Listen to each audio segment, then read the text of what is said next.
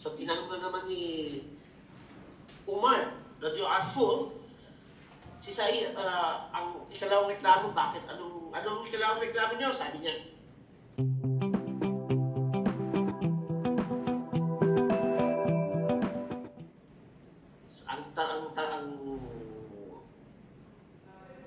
ang sabi ng tao, kami po ay pumupunta sa bahay niya sa gabi, hindi po kami niya pinagbubuksan ng pintuan. In short, hindi po siya available paggabi. Tahimik ang gabi sa bahay niya. So, sinabi ni Umar na ako, Said, ano masasabi mo sa mga reklamo nila? Ang sagot niya po, Ya Amir, ayaw ko sana pong sabihin to. Balit kailangan po dahil ako po yung nireklamo. Para sa akin po, ang araw ay para sa mga tao. At ang gabi ay para kay Allah. Mashallah. In short, ginugugol niya ang kanyang gabi sa pagdarasal. Kiyam. Nagpipray po siya ng midnight prayer. Nagtakakulak lahat, mashallah. Kalain mo. Ang balance niya sa Allah, sa family, at sa mga tao. Sabi naman ng, ano yung pangatlong reklamo? Sabi niya yung moral. Said, sa mga tao. Sabi ng mga tao, minsan daw, wala siya sa trabaho. Isang araw sa isang buwan o dalawa sa isang buwan. Kalahin mo, kahit na tayo nag-work, meron tayong day off, meron tayong subalit nag-complain itong mga tao na to dahil sa isang buwan, sometimes hindi na lumalabas ng isang araw o dalawang araw. Si Said, Radio. So, ang sagot niya po dito ay, Amir, ako po'y naglalaba. Isa lang po ang aking damit. Nang paglabas, yung paglalabas siya yung suot niya. Isa lang po yun. Isang pares lang. Kaya po ako hindi nakakalabas, dahil nilalaban ko to, at natutuyo po, gabi na. So, dapat hindi natin ito gayahin. Kalahin mo yung mga tao. Isang buwan. Isang araw lang hindi nakalabas, kinoclaim na nila. Hindi po dapat ganyan. Pag may matauhan po tayo, at pabigyan natin ng prayer. Kaapat, ito pong mapapaiyak kayo. Kaapat na ito. Sabi ng ikaapat. Actually, sa ikaapat na complaint, at sagot ni Said, Radio Arfo, paiyak po Umar, Radio Arfo, ng Khalif, ng Mir. Ang ikaapat na tanong, minsan, nawawala siya ng konsentrasyon at tila nawawala ang malay habang may kausap. Yun po ang mga complaint sa kanya. Ang sagot naman po ni Said, Ya Amir, naalala ko po yung panahon nung ako hindi pa Muslim. Nakita ko po yung pinatay nila yung tauhan ni Muhammad Rasulullah SAW. At ako po'y nag-worry. Dahil at that time, wala pa akong nagawa. At wala pa akong naitulong. At ang aking pong worry, kung ako ba'y pinatawad ni Allah. Kalahin mo, sa tagal na yun, naging saksi lang siya sa pagpatay, pero hindi naman siya kasali. Pero dahil sa saksi na yun, naging Muslim siya masyado. Nabigyan siya ng hidayah.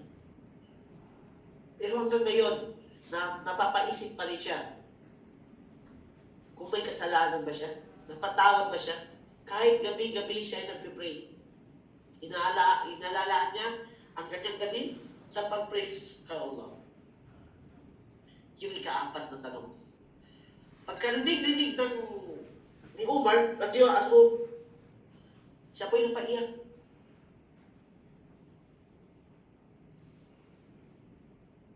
Napaiyak siya. Ganun po si Said radyo kababang tao. Sadyang hindi siya kilala. Subalit, masyala, ang dami pong makukuha natin. Aral sa kanya. Ano mga lesson makukuha natin sa kanya? Isa na nito ang charity. Kalahin kung pinadala siya ni Umar na John ng 1,000 coin, kinto. Subalit kanya itong pinabigay sa mga mahirap. Sinira niya lahat. Dahil para sa kanya, itong mga materyales ay nagpapasira sa kanyang pagpunta sa langit. Kumbaga, sasad. Pinamamahagi na kanyang yaman. Kalahin mo isa siya kumulo, pero mahirap. Dahil binibigay niya ito sa mga charity lang. Isang halimbawa, pagkakaisa, sakripisyo at pag-asa sa gantimpalaan ng Allah. Mashallah.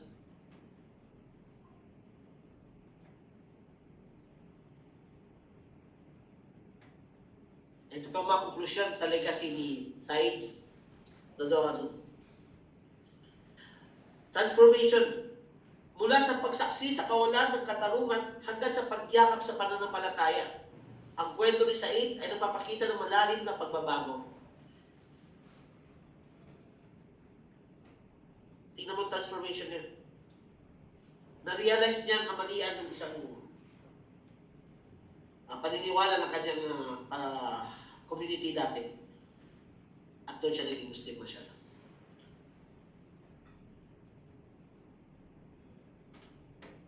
Ang kanyang tahimik na debosyon at pagpipigil sa sarili ay modelo ng integridad na hindi naghanap ng pagkikilala. Charity. Ang pangako sa pagbibigay ay nagpapaalala sa atin na ang pagkikiramay ay isang pang-araw-araw practical na disiplina. At ang leadership, ang pagbabalanse ng personal, sa pakikibakas, paglilingkod, ipinakita niya patnubay at nakasentro sa komunidad. Masyadong. I think hanggang doon na lang po. Inshallah, nandiyan naman si Kaustad Rakib. Kaustad, dagdagan nyo na lang po yung mga kakulangan ko. At I think may mga shortcut. Ako pa yung bilisay din ng paumanhin. Assalamualaikum. Allahu Akbar. Takbir. Allahu Akbar. Amin. Masyaallah. Bismillahirrahmanirrahim. Alhamdulillah wassalatu wassalamu ala man la nabiyya ba'da wa ba'da salam.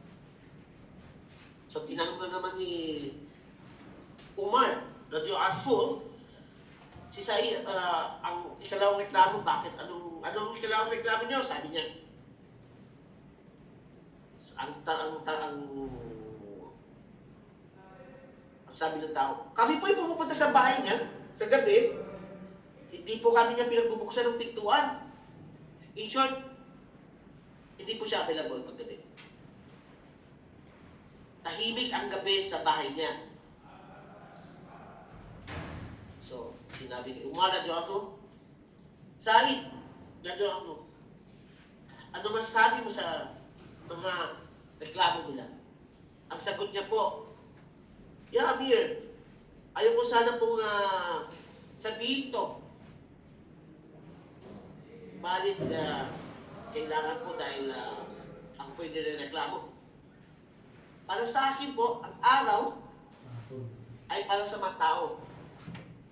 At ang gabi ay para kay Allah. Mashallah. In short, ginugugol niya ang kanyang gabi sa pagdarasal. Kiyam. Nagpipray po siya ng midnight prayer. Nagtakapulak lahat. Mashallah. Kalain mo. Ang balance niya sa Allah, sa family, at sa mga tao.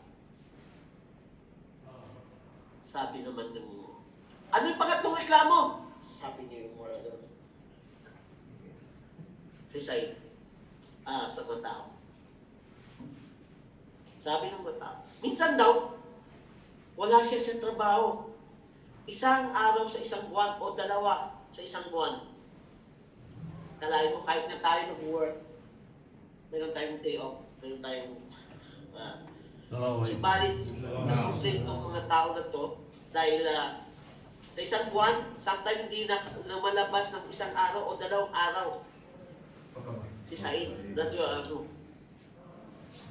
So, ang sagot niya po dito ay, yeah, Amir, ako po'y naglalaba. Isa lang po ang aking damit. Ng paglabas, yung paglalabas siya, yung suot niya. Isa lang po yun. Isang pares lang. Kaya po ako hindi nakakalabas, dahil nilalaban ko to, at natutuyo po, gabi na. So, dapat hindi natin ito gayahin.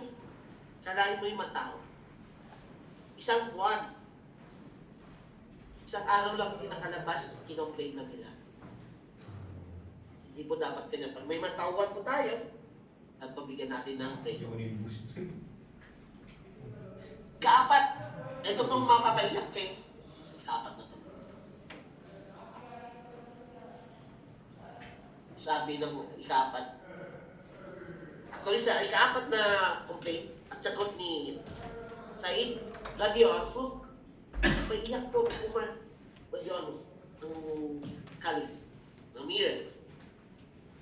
Ang ikaapat na tanong, minsan, nawawala siya ng konsentrasyon at tila nawawala ang malay habang may kausap. Yun po ang mga complaint sa kanya. Ang sagot naman po ni Said, yeah, Amir. Naalala ko po yung panahon nung ako hindi pa Muslim. Nakita ko po yung pinatay nila yung tauhan ni Muhammad Rasulullah SAW. At ako po'y nag-worry. Dahil at that time wala pa akong nagawa. At wala pa akong naitulong. At ang aking pong worry, kung ako ba'y pinatawad ni Allah. Kalahin mo, sa tagal na yun, naging saksi lang siya sa pagpatay, pero hindi naman siya kasali. Pero dahil sa saksi na yun, naging Muslim siya masyado. Nabigyan siya ng hidayah. Pero hanggang ngayon, napapaisip pa rin siya.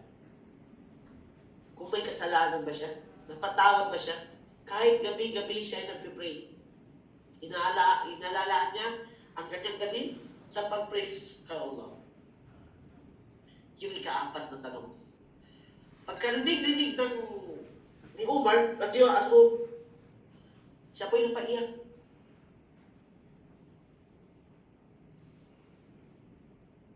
Napaiyak siya. Ganun po si Said radhiyallahu kababang tao. Sadyang hindi siya kilala. Subalit, masyala, ang dami pong makukuha natin. Aral sa kanya. Ano mga lesson makukuha natin sa kanya?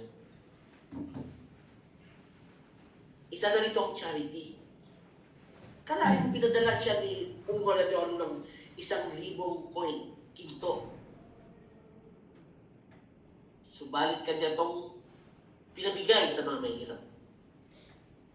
Sinira niya lahat. Dahil para sa kanya,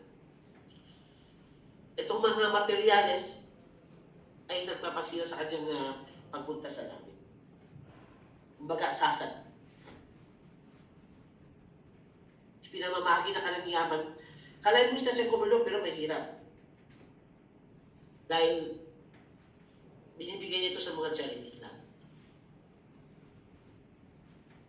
Isang halimbawa, pagkakaisa, sakripisyo at pag-asa sa gantimpalaan ng Allah. Mashallah.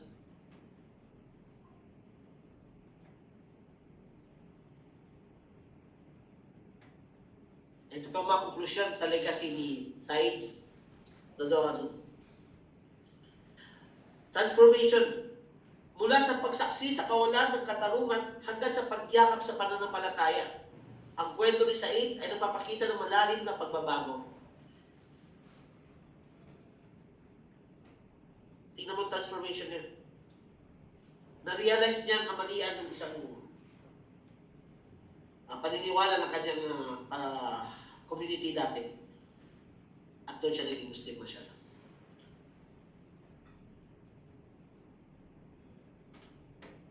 Ang kanyang tahimik na debosyon at pagpipigil sa sarili ay modelo ng integridad na hindi naghanap ng pagkikilala. Charity. Ang pangako sa pagbibigay ay nagpapaalala sa atin na ang pagkikiramay ay isang pang-araw-araw practical na disiplina. At ang leadership, ang pagbabalanse ng personal, sa pakikibakas, paglilingkod, ipinakita niya patnubay at nakasentro sa komunidad. Masyadong. I think hanggang doon na lang po. Inshallah, nandiyan naman si Kaustad Rakib. Kaustad, dagdagan nyo na lang po yung mga kakulangan ko. At I think may mga shortcut. Ako pa yung bilisay din ng paumanhin. Assalamualaikum. Allahu Akbar. Takbir! Allahu Akbar! Kami. Masya Allah. Bismillahirrahmanirrahim. Alhamdulillah wassalatu wassalamu ala man la nabiyya ba'da wa ba'da.